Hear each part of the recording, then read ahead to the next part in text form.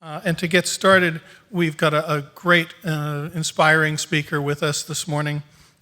You may know Jelani Cobb as a commentator on your television sets. He's also a celebrated author and staff writer for The New Yorker for many years. And he's also a really important educator. He is, of course, Dean of the Columbia School of Journalism and new in that post, but he has been a professor at Columbia for several years as well. And before that, he was the director of the Institute for African American Studies at the University of Connecticut. So he has a lot to share with us about the state of academic journalism. And thank you, Jelani, for joining us this morning.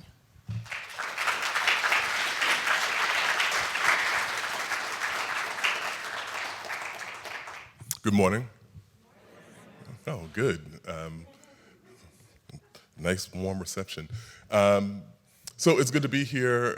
Thank you, Vince, for the invitation, and I'm happy to get a chance to spend a little time with you on this actual fall morning. And so my name is Jelani Cobb, and I am, as of, I think, 2 months ago, the Dean of Columbia Journalism School. Oh, thank you. That's really interesting. I usually only get that kind of response from my daughter, who's 5. And she is like, since she got this, she didn't know what a dean was, and now she just calls me the dean at home. And so I wanted to talk a little bit about the journalism school and about the context in which we operate now and some of the ways in which it is impacted by the changes in business models that are happening across the media landscape. I'll start by saying a little bit about where we come from. So we were founded in 1912, and we're 110 years old this year, at the bequest of Joseph Pulitzer, which had been about a 20-year project. It took about 20 years, and the school wasn't created until a bequest from his will allowed the money to be sent to Columbia to establish a school for journalism, which was a radical idea at the time. Mr. Pulitzer had come up in the era of kind of unabashedly partisan presses in the Midwest, in St. Louis, and had then come to New York, purchased the New York World, and created the largest circulation publication of its time at a point where the kind of modern, the New York Herald and the major newspapers were beginning to fade, and the New York Times had not come into its kind of full authority at that point.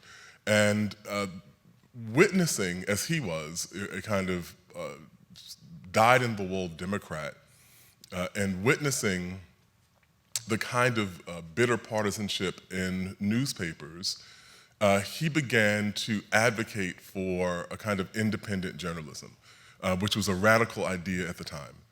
And even though he made a great deal of his fortune in kind of bashing Republican politics or making political alignments and working on behalf of Democratic interests and Democratic causes, there wasn't, kind of part of him recognized that that wasn't the highest calling of journalism.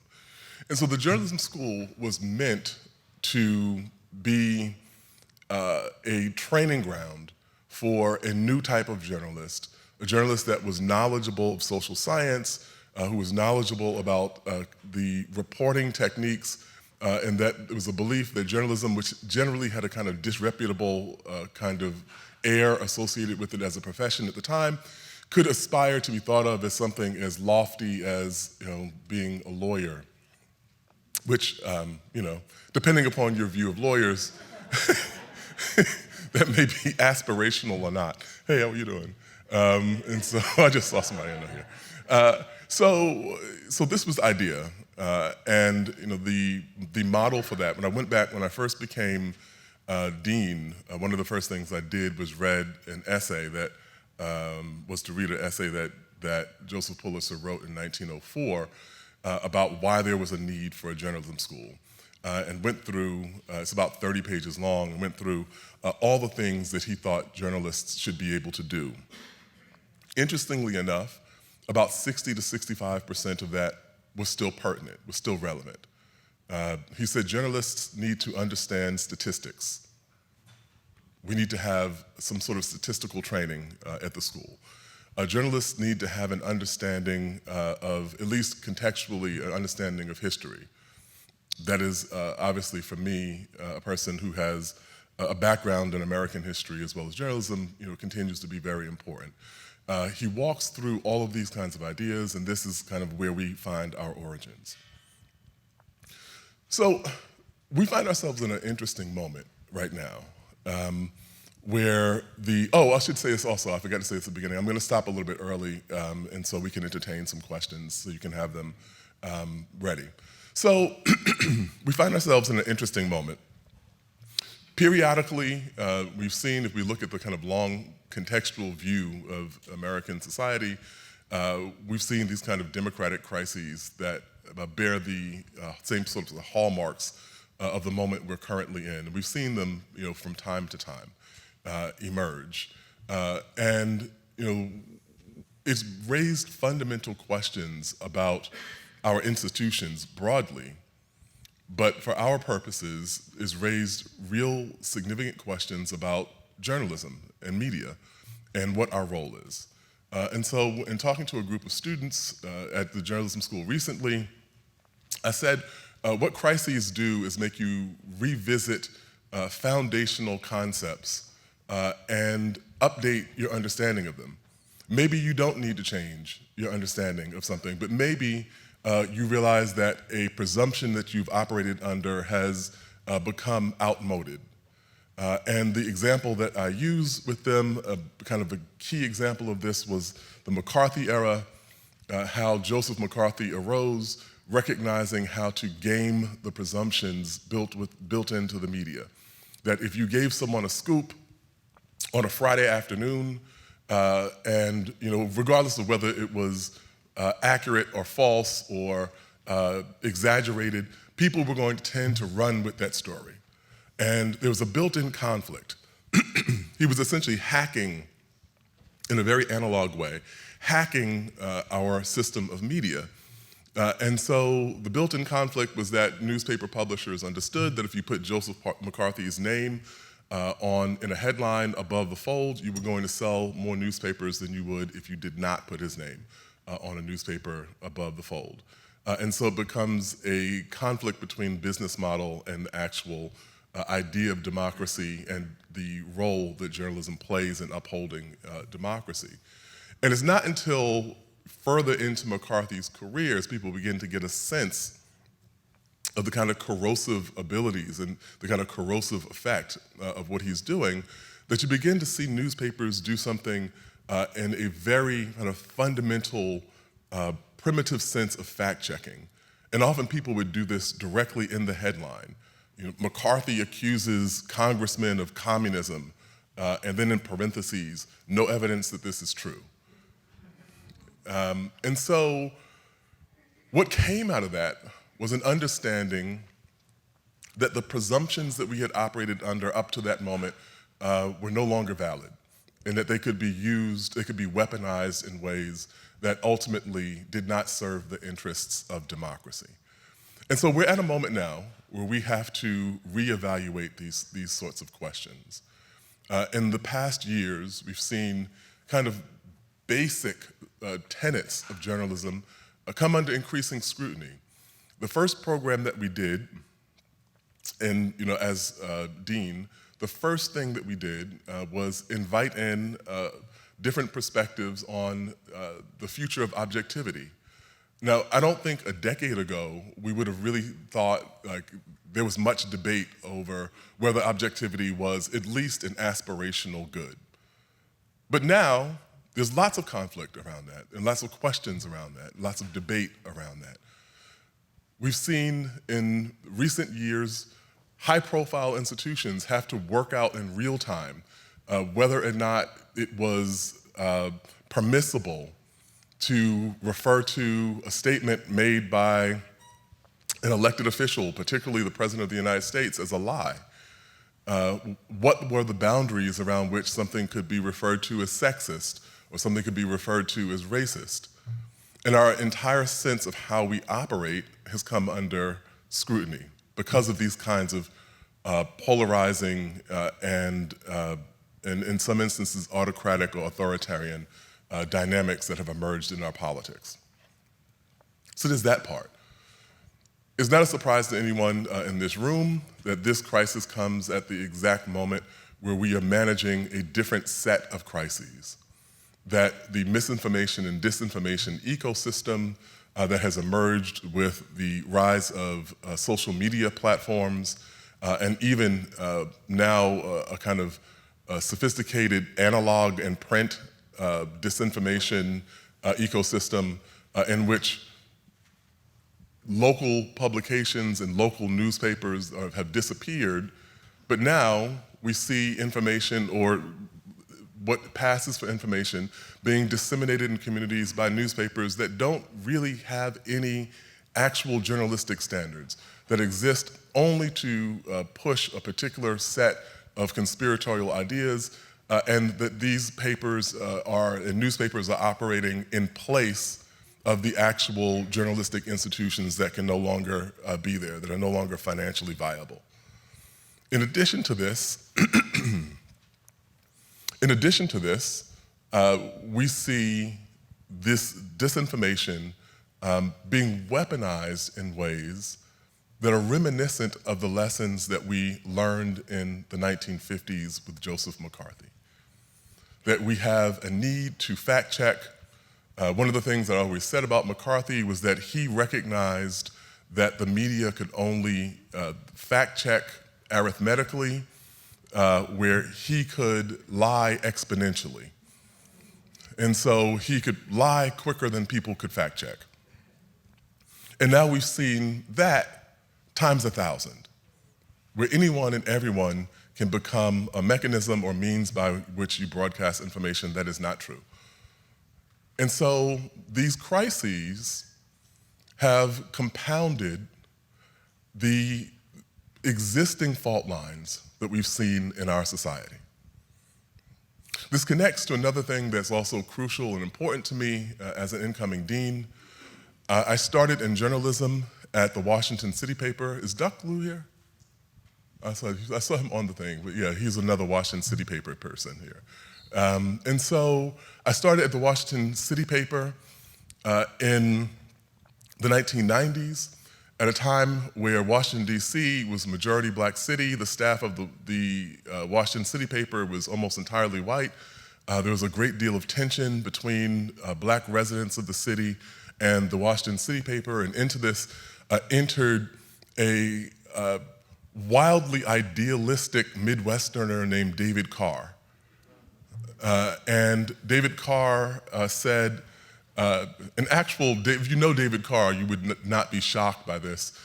He looked around the newsroom and realized that there were no African Americans, literally said, "We have to go get some." So he was going out to the market, like the African American journalist section. But he created an internship program. That internship program, and his first two hires in that internship program were me and Ta-Nehisi Coates. How did David do that? He looked around. He said, for all of the people who are in this city, I bet you there's some people who are interested in journalism. I bet you there's some people who have given a passing thought to journalism that might actually, with a little encouragement, want to pursue this field. And so he did this for the best reasons that any editor could do this, because he felt like there were stories and perspectives that he was missing. That's it. There was no kind of touchy-feely sense. He believed that he had a paper that was good, that it could be better if they got the stories that they missed because they didn't have people who knew how to navigate particular communities or who spent a lot of time in particular parts of town. And that was his motivation. And so in a bigger sense, it's the same sort of motivation that we should see in journalism writ large, in the industry. Because part of the issues that we have around credibility and the kind of declining credibility of media is a function of who is represented and what perspectives go into our news-making process. All of these things tie back to Columbia Journalism School and what I hope to do there, why I decided to take that position. I believe that if we are to be it's fitting to be in the National Constitution Center here, because as I say to my students all the time, we have a job that is constitutionally sanctioned. Like, it's not like engineers who are really, really important. We need engineers. Or physicians who are crucial. I mean, that's all really important. But we have a job that the Constitution says is necessary if we are to be able to continue with this experiment in self-governance. And so, if we're thinking about being a bulwark of democracy, we have to be as democratic as the society that we hope to safeguard. And so, what does that mean practically, in a practical sense?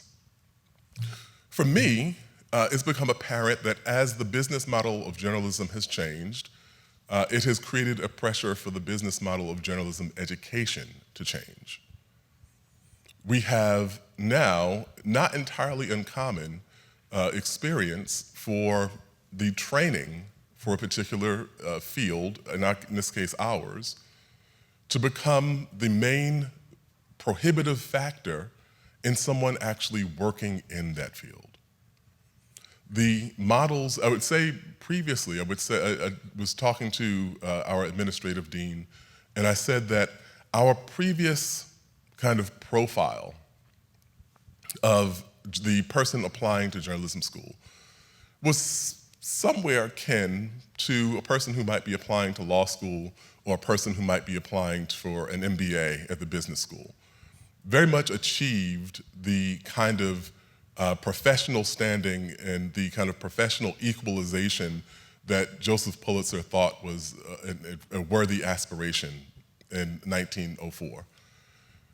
So we would have students who were ambitious, who were eager, who wanted to make a mark in the world, and they were kind of deciding whether it would be the School of Business, the law school, journalism school. Now, in light of the cratering of the local news economy and the creation of news deserts and the stagnation of salaries, we have students who are more akin to the students who are applying to the School of Social Work. And what I mean by that is this. They're not concerned with whether or not they will ever have a summer home in the Hamptons. They are not concerned about whether they will drive a luxury car or live in the hippest part of town. They are, however, concerned about social wrongs and what they can do to expose the mechanisms by which social wrongs are perpetrated. We have to change the way that our journalism schools operate in order to alleviate the pressure and debt that compounds the already selfless commitment that increasing numbers of people who are going into journalism school is required of them. And so they generally can't do that while also carrying $20,000 or $30,000 or $40,000 in debt. And so this is a crucial issue, not just for Columbia Journalism School, but for many of our peer institutions as well. Thinking about how we can make it possible for our graduates to work in small markets, to work in nonprofit newsrooms, to work in small or specific niche institutions where budgets are very tight, but the work is kind of inversely proportionate to the size of the budget. And so this is a crucial thing for me. In addition to this, we recognize the socioeconomic implications and how that is tied to matters of race and ethnicity, and in changing and moving toward a different approach to journalism education, we will have a better chance of creating a more diverse pipeline. of democratizing journalism itself as an institution and making it that much more efficient, that much more effective as operating as a safeguard for democracy. And finally, when I first started thinking seriously about this job, I went on a listening tour. I started talking to people who were stakeholders in journalism, people who hired, over a period of time consistently significant numbers of our graduates. And what I wanted to know, and not even necessarily people who hired, people who just had a perspective on this, what I wanted to know from them was what they needed, what kind of skills they were looking for. When you have someone walk in the door, what do you need them to be able to do? And so we had conversations about data, we had conversations about digital forensics, we had conversations about social media and kind of navigating the social media as a reporting tool. Those were interesting conversations. The thing that I heard most often was that we need people who understand the fundamentals of reporting. How to identify a story, how to track down information, how to interview someone, how to write efficiently and on deadline, how to pull together an array of facts accurately and convey them concisely to the public. That's what we need.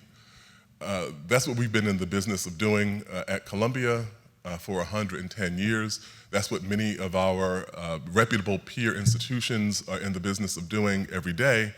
And I think that it has never been more clear that this is fundamentally needed if we're going to have any means of navigating the current democratic crisis that we find ourselves in. So I will stop there, and I think we can entertain some questions or comments.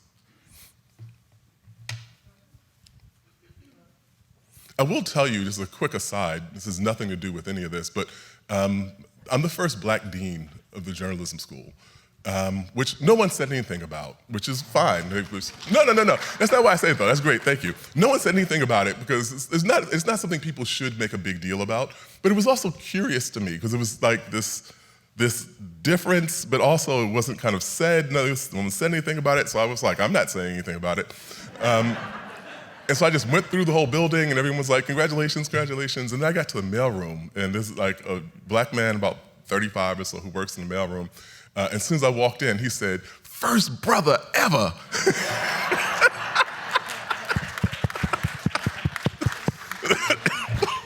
I just thought that was funny. That is completely apropos of nothing. I just thought I would tell you that story. Yeah, hi, thank you. So a big question, I think, for all of us is around what I call the divide. And there's a lot of great journalism being done every day in this country, and it goes after this question of lies, disinformation, whatever you want to call it.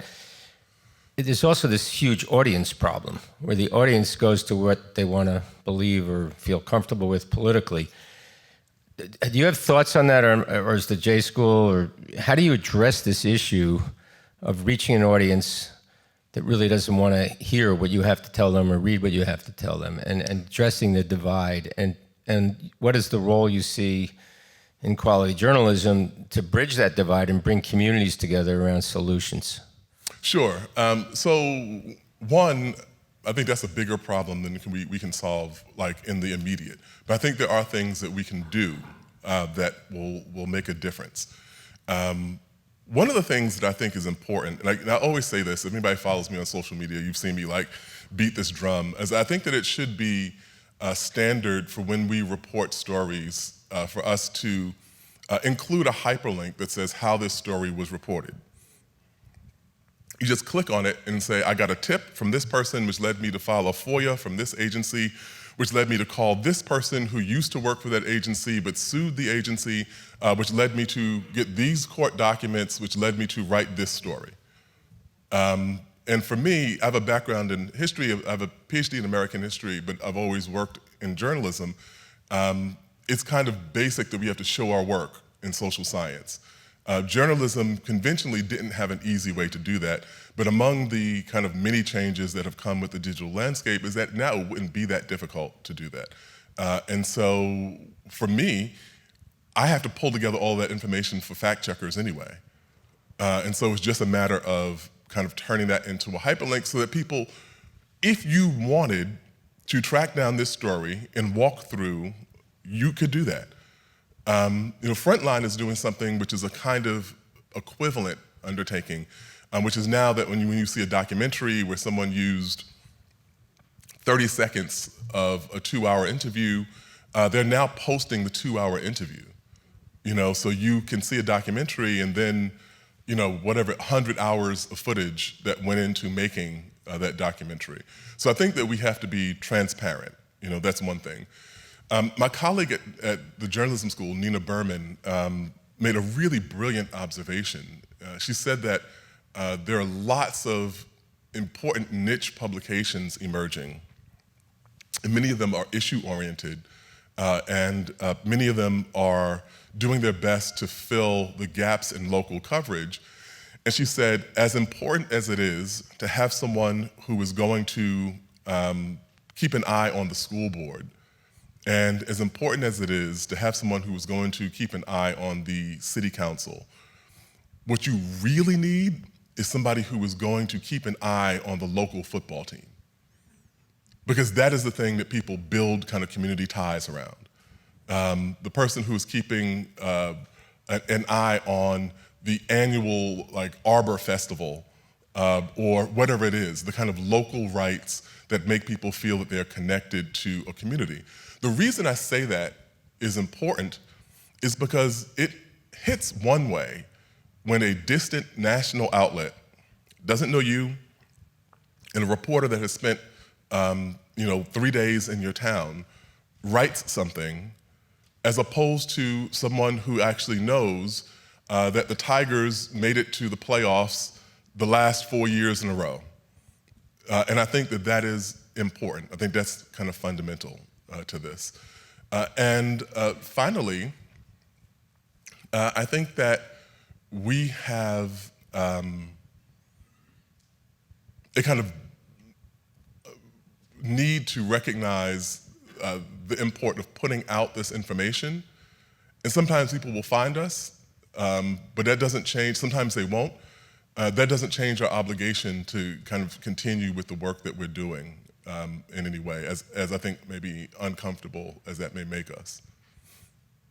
I hope that's, yeah. When you think about the new role of a school of journalism and you think about the pressures and the conditions that you outlined, the weaponization of objectivity, the weaponization of algorithms for our attention, for our commerce, the weaponization of pink slime sites that pretend to be local news sites, this is affecting everyone and not just journalism students. We may be more hyper aware of that. What do you think the role of the Columbia Journalism School is for the broader campus and the broader student body in either its media interest, media mastery, media literacy, just the awareness that since the majority of students, when polled, will say that they get the news that is served to them, they don't go seek it, which means they're being served news that the algorithms think they want to see based on their digital profile, and they are not even aware of that. So what is your role for the greater campus? Because this will affect everyone from here on out. Yeah, so the interesting thing is that, for us at Columbia, there's this kind of, Columbia is a very siloed kind of place. And so, even my predecessors going back, immediate predecessor was Steve Cole, and before him was Nick Lemon. And they've both made efforts to kind of break down those silos. And, I'm really, really invested in doing the same and building particularly relationships around with the School of Public Affairs and government, because these things overlap in this way.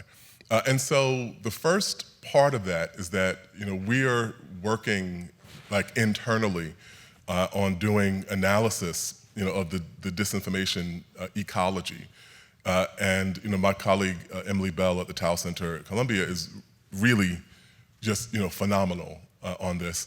And so, that's part of what we're doing, kind of putting this information out in the much kind of bigger world. The other part of it is that I think, let me just say, I believe in education, obviously. I'm a dean of a school. I don't think that media literacy is going to solve this problem. And the reason I say that is that we've been teaching biology in high schools since we've had American high schools. We still haven't settled the issue about evolution in the minds of very many people. The majority of the public, we believe that some sort of evolution happened, but a very significant minority does not. And I interviewed a pretty high-ranking elected official who said to me at the outset of this, which I found to be very chilling, American democracy cannot survive, forgive me, this was a direct quote, American democracy cannot survive if 25 to 30% of the population is batshit crazy. Given that this was a really high-ranking person in the government, I was a little alarmed by that, because I said, you see this the same way I do, but you have much more information than I do. And so I think that this is going to come down to policy. And some of that is what we're doing here, kind of advocating around policies that we think are functional and doable, that will change the way, what the incentive structure is around digital platforms. And that's just the reality. And I see that I'm at the end of my time, and I know that we want to be very precise about this. So thank you all for your attention. It's been great. Thank you.